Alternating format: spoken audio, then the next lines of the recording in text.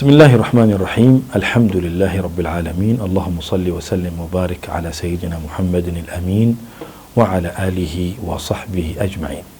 أيها الأحباب، أيها المشاهدون جميعا، نحن بحاجة أن نتعرف على ما يقربنا إلى الله سبحانه وتعالى، بل أن نتعرف على شيء عظيم: كيف نكون من أحب الناس عند رب الناس سبحانه وتعالى.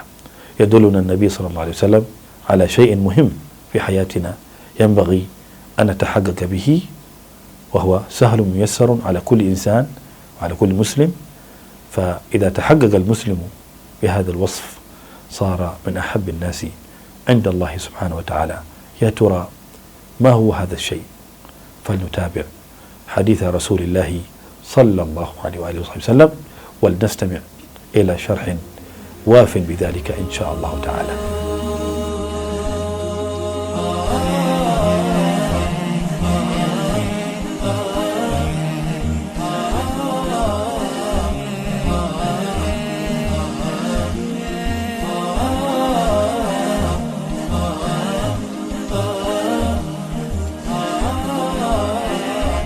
بسم الله الرحمن الرحيم. الحمد لله رب العالمين، والصلاة والسلام على أشرف الأنبياء وإمام المرسلين سيدنا ونبينا محمد وعلى آله وصحبه أجمعين. سبحانك لا علم لنا إلا ما علمتنا إنك أنت العليم الحكيم. اللهم صل وسلم على سيدنا محمد الفاتح لما أغلق الخاتم لما سبق ناصر الحق بالحق والهادي إلى صراطك المستقيم، صلى الله عليه وعلى آله وصحبه حق قدره ومقداره العظيم.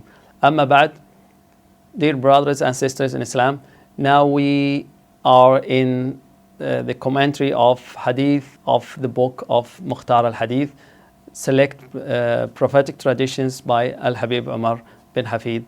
قال رسول الله صلى الله عليه وآله وصحبه وسلم: الخلق كلهم عيال الله فأحبهم إلى الله أنفعهم لعياله. رواه أبو يعلى. The Messenger of God, peace and blessings be upon him, says, all creatures are the God's dependents, and the most beloved to God are those who impart most benefits to his dependents. Let us talk about explanations of this hadith. In this hadith, Rasulullah sallallahu alaihi wasallam mentions iyalullah. Iyalullah means Allah's dependents, humankind in particular, but not means the children of Allah subhanahu wa ta'ala, because Allah subhanahu wa ta'ala doesn't need anything else, and everything needs Allah subhanahu wa ta'ala and His mercy. In this hadith also, Rasulullah sallallahu alaihi wasallam said, فَأَحَبُّهُمْ إِلَى اللَّهِ means the most beloved to Allah. Also we have أَنْفَعْهُمْ لِعِيَالِهِ. What's the meaning of أَنْفَعْهُمْ لِعِيَالِهِ? Means to impart most benefits to Allah's dependents.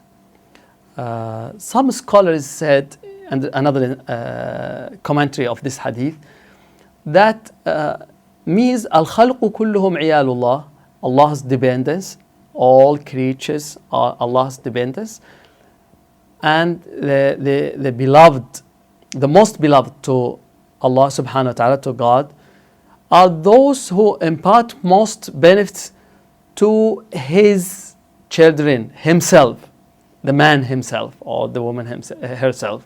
Okay, you will understand that حبهم إلى الله أنفعهم لعياله, himself means all creatures, the Allah's dependents, is clear. That said, in another commentary of this hadith, that وَأَحَبُّهُمْ إِلَى اللَّهِ, the most beloved to God, are those who impart most benefits to his children. To his children. Okay? لِعِيَالِهِ means give your children benefits, teach them Islamic knowledge, and encourage them to be pious, to be right people in the society. However, we know that all creatures are servants and slaves of the Almighty subhanahu wa ta'ala and dependence of Him. The most beloved to Allah are those who most beneficial to Allah's servants. Is clear from this hadith. As Allah subhanahu wa ta'ala said, وَمَا خَلَقْتُ الْجِنَّ وَالْإِنسَ إِلَّا لِيَعْبُدُونَ مَا أُرِيدُ مِنْهُم مِّن رِزْقٍ وَمَا أُرِيدُ أَن يُطْعِمُونَ إِنَّ اللَّهَ هُوَ الرَّزَّاقُ ذُو الْقُوَّةِ الْمَتِينَ. And Allah subhanahu wa ta'ala said, and in no way did I create the jinn and humankind except to worship me. In no way would I have from them any provision, and in no way would I have them to feed me. Surely Allah is the superb provider, the owner of power, the ever pervading. We will know the aim from this verse, the aim of the creating the creatures is to worship Allah subhanahu wa ta'ala and know Him Almighty, as it is mentioned in this ayah, and to follow the Prophet Muhammad sallallahu alayhi wa sallam. Serve others in the sake of Allah by provide food for them, clean things to. This is something is very good of human being, to serve others, okay, to be humble, right, toward others. How we can impart people or others or serve others? For example, it is going into two ways.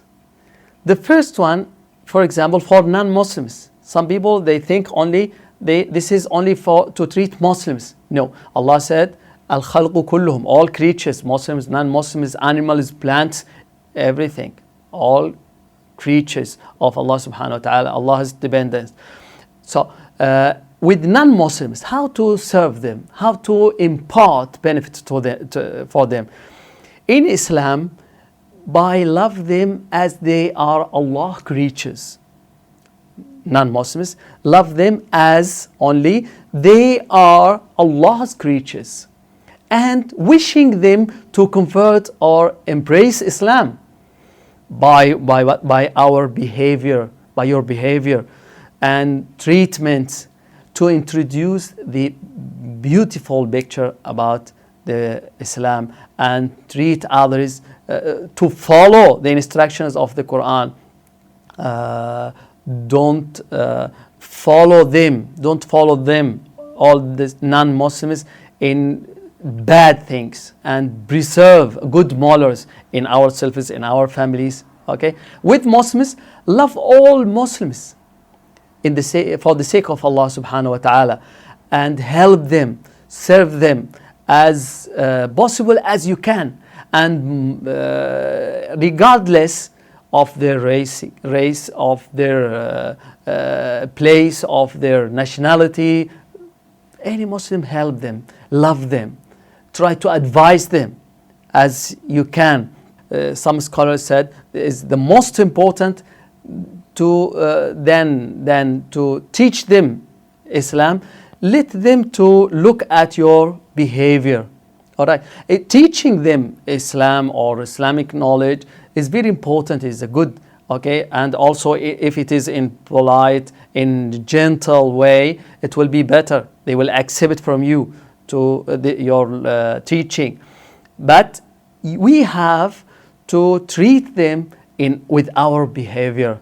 Muslims also, don't think that you are better than them. Some people in Islam, between Muslims, they think that we are better because of wealth, because of. No, don't think that you are better. Even you have more good deeds. No, don't think that you are better than another Muslim, because you don't know who is accepted by Allah subhanahu wa ta'ala and who will be his end in a good situation by La ilaha illallah. We don't know what will be the end, and may Allah subhanahu wa ta'ala grant us husn al-khatima, a good end for our age, inshallah. Ya arham ar-rahmin ala la ilaha illallah. So let us talk about the benefits from this hadith. all people and other creatures are poor to Allah Almighty. As He said subhanahu wa ta'ala, يَا أَيُّهَا النَّاسُ أَنْتُمُ الْفُقَرَاءُ إِلَى اللَّهِ وَاللَّهُ هُوَ الْغَنِيُّ الْحَمِيدُ.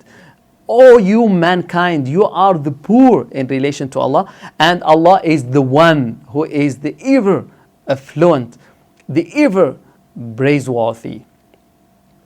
The second thing, encourage us in this hadith to help people and even animals as we can for the sake of Allah subhanahu wa ta'ala. The last point, according to how you impart benefits to people, your position in Allah's love will be raised. Allah will love you when you give others benefits. That is, Allah will, the result of this, Allah will love you. نسأل الله سبحانه وتعالى أن يجعلنا محبوبين عنده وأن يوفقنا وإياكم لما يحبه ويرضاه وأن يرزقنا أداء الحقوق له سبحانه وتعالى ولنبيه صلى الله عليه وسلم ولمن له حق علينا ولجميع المسلمين والمسلمات إنه أكرم الأكرمين وأرحم الراحمين وصلى الله على سيدنا محمد وعلى آله وصحبه أجمعين والحمد لله رب العالمين.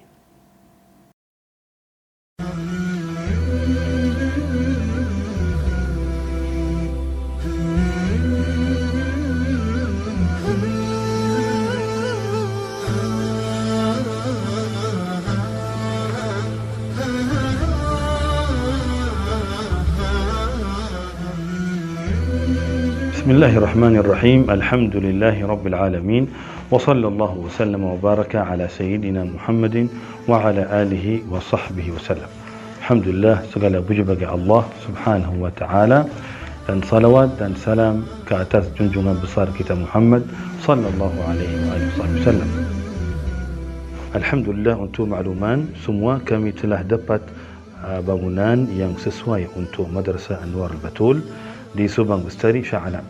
Oleh itu, kami membuka peluang berwakaf untuk tabung pembangunan madrasah kepada saudara dan saudari semua, agar kami dapat menyediakan tempat belajar yang lengkap dengan pelbagai kemudahan untuk para pelajar.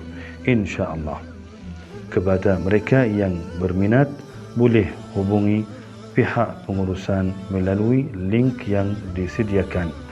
Semoga segala amalan kita diterima Allah dan pahala ganjaran ini mengalir keberkahannya kepada kita dan seluruh ahli keluarga, juga umat Nabi Muhammad sallallahu alaihi wasallam. Sekian, wabillahi taufiq wal hidayah. Allahumma waffiqna li kulli khair waj'alna min ahli khair. Allahumma yassir lana wa li jami' أحبابنا وأخواننا كل عسير ووفقنا ما تحب وترضاه يا أرحم الراحمين.